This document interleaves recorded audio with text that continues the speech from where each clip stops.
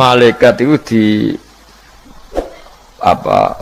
Malaikat itu kan yo dua pikiran. Terus iblis yo dua pikiran. Sing podo-podo pikiran niku ya rontok bener iblis pikirane itu ya. Tapi nurute bener malaikat. Jadi umpama agama kanut pikiran ya bener iblis. Mergo cara berpikir iblis itu Adam ku sangka lemah, aku sangka api. Berarti keren aku. Nah cara pikirane malaikat wis ora mikir bombol ndi dikongkon yo manut. Jadi agama ini sanat. Agama ini seorang lagi napa? Sanat. Sakjane cara tauhid ya keberatan. Aku ana istilah Baitullah ya keberatan. Wong Baitullah maknane omahe Allah. Sing takok, Allah manggon wirdi ning Ka'bah. Jadi kita harus ngikuti ulama. Dikatakan Baitullah itu nama penghormatan. Sesuatu itu mulia, maka disebut Baitullah. Bukan berarti Allah nempat di situ. Mergo Allah ndak butuh napa? Tempat. Jadi itu kan jelimet, Mang. Lagi-lagi yang tahu itu ulama. Masjid ya dikatakan Baitullah. Nah, misalnya iki masjidnya pangeran, malah nambah mana nih lucu. Masjidnya pangeran, jadi iki tempat sujudnya pangeran. Nah, kacau kan? Tapi berhubung wong ra paham alhamdulillah demun iki masjidnya pangeran. Jajal mana nih bahasa Arab? Iki masjidnya pangeran, makna nih terjemah. Iki tempat kacau. Ini baru kayak bodoh ora roh nek iku kacau. Jadi kacau. Ya mulane anut ulama. Jadi darani Baitullah apa dikatakan daleme Allah maknane apa idhofatut tasyrif. Napa idhofatut tasyrif maknane omah sing mulia sampai diistilahno daleme Allah. Kalau dalam ngaji-ngaji ulama itu agama ini dari awal unik. Allah melarang sujud kepada batu. Tapi kita sholat itu madhep Ka'bah. Kemudian juga ada batu. Makanya kita harus menanamkan bahwa semua sujud itu lillahi ta'ala. Dan soal ada arah, ya penting arah. Nggak mau arah madhep segoro kidul, repot. Jadi arah itu mau dipakai kesepakatan untuk menunjukkan kalau kita muslim, arahnya sujud itu ke Ka'bah. Tapi tetap sujud kita hanya lillahi ta'alanya karena Allah. Yahudi. Nabi nanti takut Yahudi, Muhammad nak langit bumi itu sebenarnya hancur pas kiamat. Terus manusia sing mati mulai ini Adam sementara ditakut endi. Jadi nak takut ngono mirip so, mirip Yahudi. Nak mirip Sugair apa? Nak mirip Ngamure. Jadi agama ini selalu disoal pakai akal. Jadi agama tanpa akal ya iso berdiri. Tapi kalau terlalu bawa akal itu ya repot. Ya makanya tadi itu pentingnya riwayat. Seorang lagi pentingnya apa? Riwayat. Makanya coro Imam Malik itu nggak suka sama agama di logika itu nggak suka. Karena nanti orang yang punya logika terus merasa lebih punya otoritas terhadap apa? Agama. Ya wis sesuai ngono agama iku angel oleh nerangno sampean agama kok. Sampai saya kita bedheki Nabi Adam diusir kondi. Swarga. Terus swargane Nabi Adam saiki didakoni. Mergo swarga iku luase sak langit bumi. Lah nek iku saiki didakoni ndi wong. Swarga lebih luas ketimbang langit. Kan enggak mungkin sesuatu yang luas diletakkan di yang sempit. So, akhirnya Mu'tazilah gak percaya anane swarga zaman Nabi Adam. Jadi swarga sing cerita Adam itu tidak sama dengan surga yang nanti arduhas samawati wal ard. Jari ahli sunnah yo sono, laning di israroh pokoknya ono. Ya itu kan sama-sama terus diterusno wong debat. Ya sudah guys. Nak cara aku wis mlebu sik kok gampang nerangno nek wis bar roh. Secara teori kan gitu, ora roh kok nerangno ya sak usih. Bro. Ya sudah sampean bu swarga wae lagi apa? Lagi nerangno. Pas aku nerangno kowe ra ning swarga ya ora ketemu. Wis kono enak nang cangkem elek ngono wis aku ben nerangno kowe ra ning kono ya wis akhire gak. Apa cocokan sampean aku tak nerangno swarga lah sing kono ben nerangno neraka. perkara neraka. Agama iku unik. Ya karena tadi apa ya? Dari awal agama ini di kaum yakilun, tapi akal yang berlebihan itu ya mengganggu agama. Ya sudah, makanya seorang lagi itu riwayat ya, sebagian ini apa? Riwayat. Inna hadzal ilma dinun fangzuru amman ta'khuduna dinakum. Agama ini ilmu, kemudian kamu harus dari sanad yang benar, ya. Dari sanad yang apa? Dari sanad yang benar. Ya sudah seperti itu. Mana itu kalau setuju model kayak sholat sunat safar tidak harus madhep kiblat terus. Jadi agama ini sudah unik. Misalnya gini ya, sholat fardu kan wajib kiblat, tapi ada sholat yang nggak usah madhep kiblat, yaitu sunat safar. Misalnya orang di pesawat gini. Karena guling-gilingan, hakikatnya kiblat itu tidak fokus kita namun Allah Subhanahu wa Ta'ala. Jadi memang agama, tapi lagi-lagi itu butuh riwayat. Seorang lagi butuh riwayat. Kalau nggak pakai riwayat terus kok Abu Nawas kabeh. Karena tadi seorang lagi Amerika itu kalau dibor pas New York itu kena Ka'bah. Lah logikanya kalau arahnya pas itu kan bebas arah. Berarti orang Amerika oleh sholat bebas. Tidak bisa seperti itu, ya tetap anut konsensus ulama sana atau tradisi sana, kiblat itu ngambil arah mana, karena dia pas. Ya bumi yang ada arah itu secara akal kan hanya rubuk 1/4. Makanya kalau kamu belajar falak itu ada rubuk, lainnya itu sudah ada arah. Misalnya bumi bulat bola, yang sama atas dikatakan sama-sama di atas. Ya kadarnya hanya 1/4, lainnya itu sudah dikatakan samping. Makanya seperti Denmark itu ada daerah yang siang itu sampai 3 bulan, entah berapa siklus sekian puluh tahun. Ada yang lebih lama siangnya sampai 18 jam. Kalau di Eropa kadang puasa itu sampai 18 jam. Ada yang selalu nggak kena matahari kayak kutub utara, kutub selatan. Nah makanya kalau misalnya sholat itu ngikuti apa? Kalau ngikuti matahari orang kutub sholatnya hanya maghrib, isya, subuh. Gak wajib poso orang tahu ono rino misalnya. Ya tidak bisa seperti itu. Jadi kalau nuruti logika kan terus berdebat terus. Tapi kalau nuruti rasa sebagai hamba. Orang kutub butuh sujud sama Allah, orang kutub butuh loyal sama Allah dengan memperlakukan puasa. Ya sudah, akhirnya kita harus puasa. Nah, lalu kalau ukurannya matahari, mereka tidak punya matahari. Memangnya puasa itu penyebabnya wujudnya matahari, apa penyebabnya loyalitas sama Allah Subhanahu wa Ta'ala? Loyalitas. Kalau penyebabnya matahari ya, berarti kalau nggak ada matahari, nggak usah apa? Tidak usah seperti itu cara berpikir, makanya ngikuti ulama. Karena ulama yang tahu tradisinya Allah dan Rasul.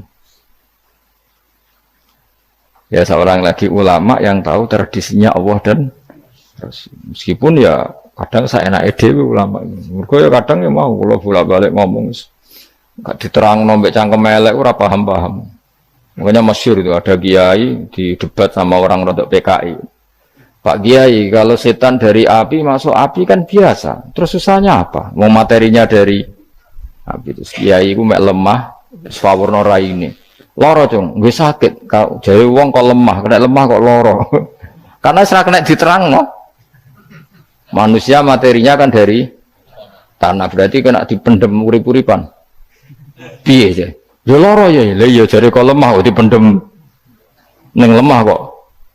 Karena dijelaskan pakai lisan yang baik, gak paham-paham. Sebenarnya kita ini ingin selalu baik, tapi ada orang-orang diterangkan cara baik-baik itu.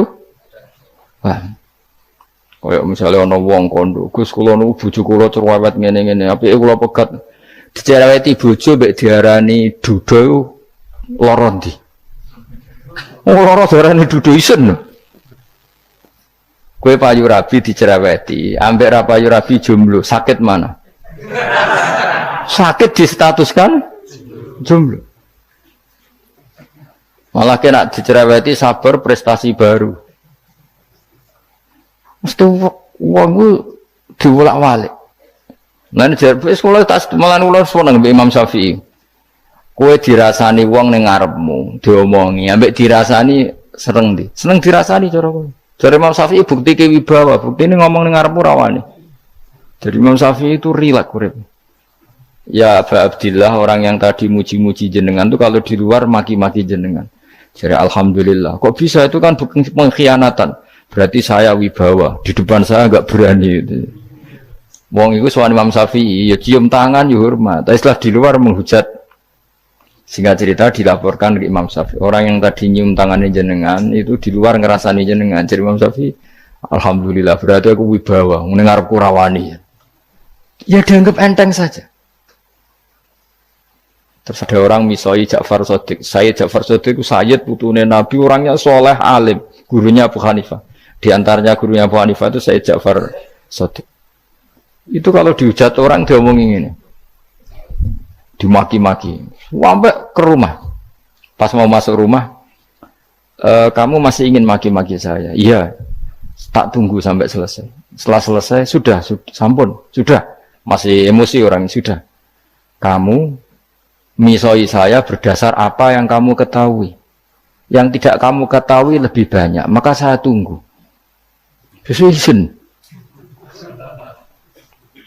Izin sampai terus ketika ditanya, kenapa engkau sabar ketika jenengan saya pisui? Orang ini akhirnya tobat, mencium tangannya, mencium lututnya.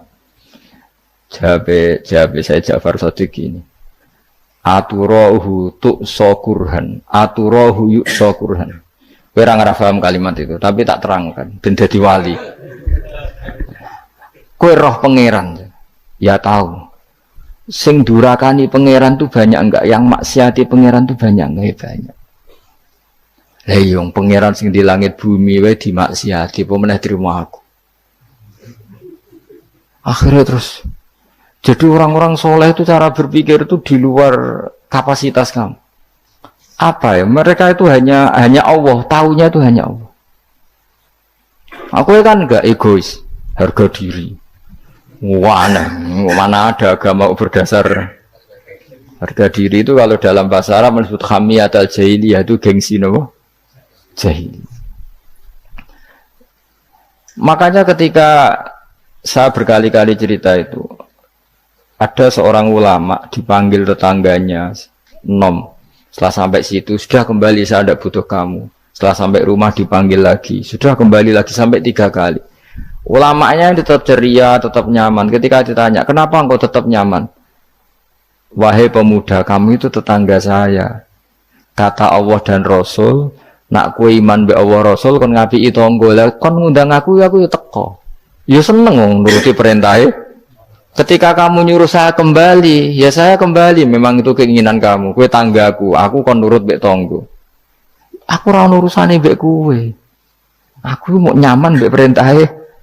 Oh, nangis pemuda tadi itu tobat. Kalau kamu kan warga diri, orang kok dipimpong. Ini gak bakat wali blas ya. Jadi orang dulu itu nyaman. Karena yes pikirannya namun Allah Subhanahu wa ta'ala. Umar bin Abdul Aziz itu termasuk khalifah paling soleh setelah periode sahabat. Itu mau kapundhut itu semua ketika keluarganya menangis. Kenapa kamu menangisi saya? Ya karena engkau mau mati. Memangnya kalau mati mau kemana aja? Ila khairi madhubin ilaih, kedat terbaik. Terus aku mbok kon urip awar kowe gak jelas iso ngrumat aku ta ora. Ana Allah malah jelas. Saiki apik ndi urip mbek wong ora jelas sampai sing jelas. Ya wis kapundhut. Kowe kan gak mati ku wedi. Dosane akeh. Lah mungkin nek urip terus ora dosa apa to kan. Gaya tok asline. Dosa kula cek kathah Gus kok mati terus. Ya malah apik mati biar dosa meneh. Biasa wae nek ape mati biasa karena potensinya kamu urip suwi ku dosane apa taat meneh. Ya jawab. Potensine. Dosa meneh apa taat meneh? Apa ya dosa ya taat. Terus pas mati pas taat atau pas dosa? Ya ora usah ngono biasa ya. Sampai mati ae matur pangeran Gusti nak saene mati nggih. Mati mawon nak saene urip nggih. Urip mawon Gusti semua anut jenengan wis. Zaman kula urip sing ngrumat nggih jenengan mungkin sampun mati sing ngelola nggih napa? Jenengan pun donya sing ngurusin jenengan. Kan sebenarnya kalau kita berpikir gitu kan nyaman. Zaman kamu hidup yang mengendalikan jantung, paru-paru, oksigen juga Allah. Dan kamu nggak tahu caranya, tahu-tahu hidup.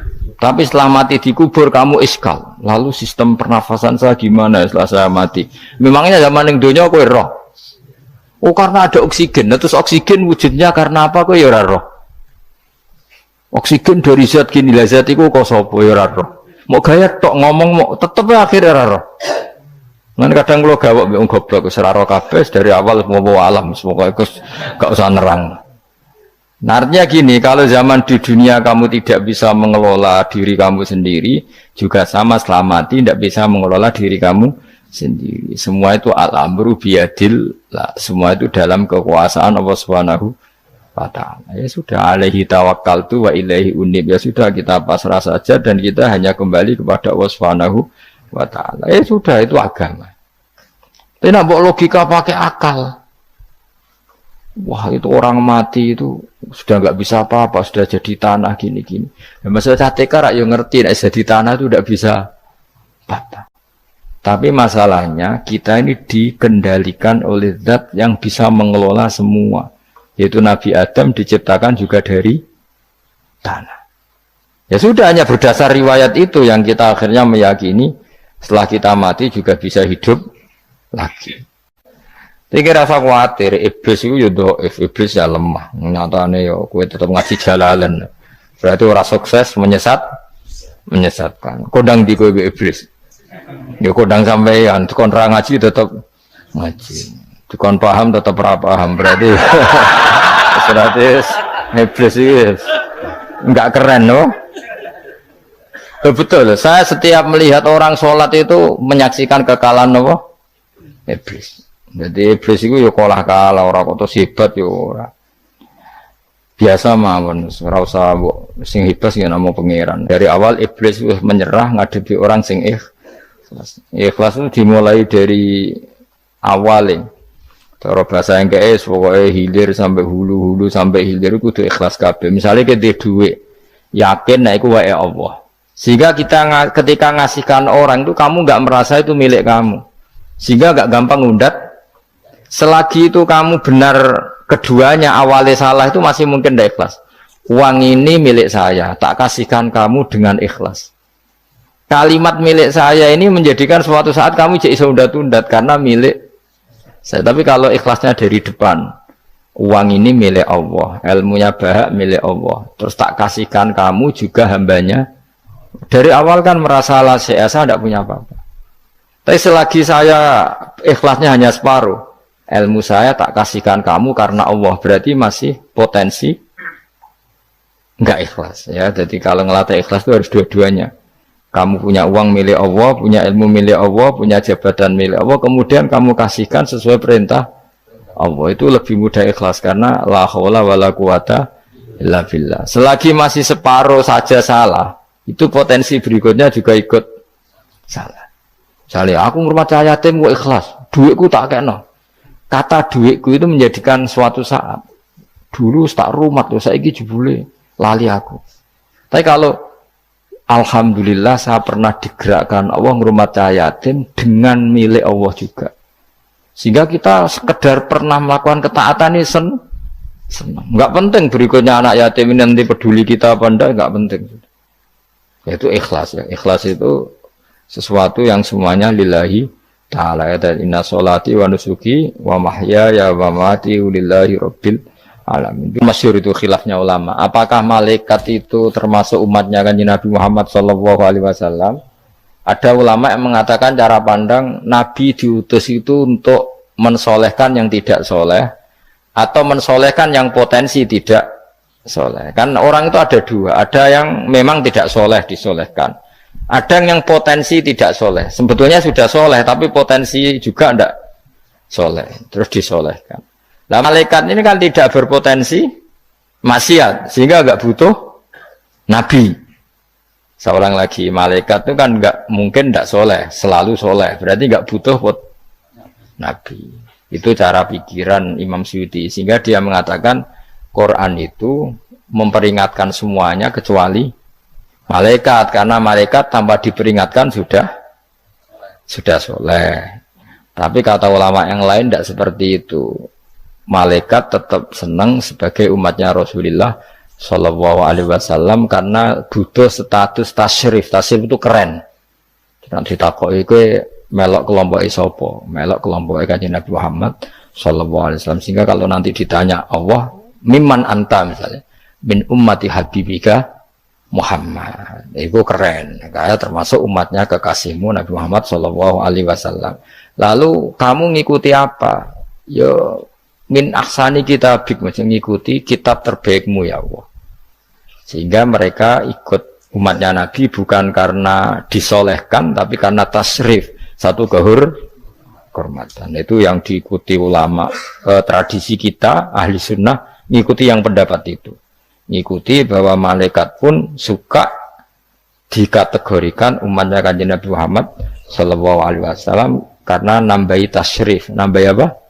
Tasyrif. Masyhur itu Imam Suyuti dalam hal ini kita ngikuti ulama mayoritas, bukan ngikuti yang ini. Masyhur kan Jibril ditanya, kan itu ketika Jibril ketemu Nabi Muhammad ditanya, untungnya apa kamu jadi safir? Safir itu kira-kira terjemahan bebasnya panitia saya. Jibril itu kan ya jauh dari langit turun bumi, dari langit itu kan jauh. Terus kamu untungnya apa? Karena Jibril itu tahu betul peristiwa yang pernah dilakukan Allah. Yaitu kayak apa malaikat yang di langit bisa diusir karena kesalahan tertentu. Malaikat yang sok suci kayak siapa itu Harut Marut juga dihinakan seperti itu. Dan Jibril tahu betul Allah itu yaf'alu ma yasha. Jadi yang sekarang malaikat bisa saja jadi pokoknya tahu betul Allah bisa melakukan apa saja. Karena Jibril tahu betul Allah, karena dia ketua malaikat. Kan kita tahu misalnya ada sejarah siapa? Harut Marut, dari malaikat menjadi hina seperti itu.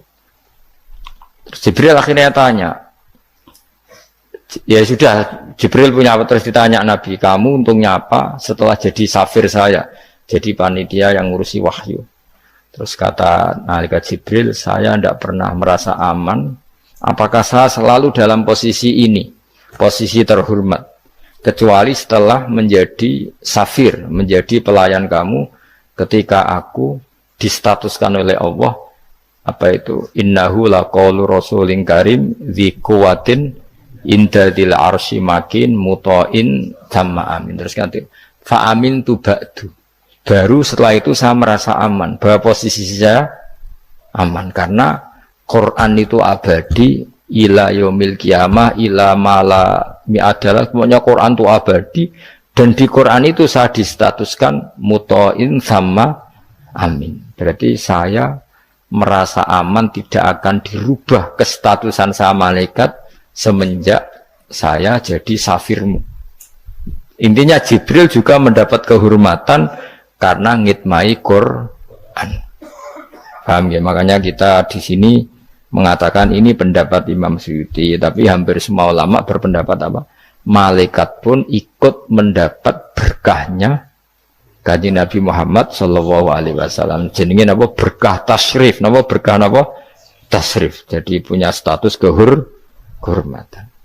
Nah, yang dikatakan Imam Suyuti itu murni logika. Murni logika tadi, yang namanya Quran itu memberi peringatan supaya enggak soleh menjadi soleh. Dan malaikat tidak butuh itu karena sudah selalu soleh. Ya, jadi itu logika saja. Tapi kita berkeyakinan malaikat pun butuh, tapi untuk kehormatan.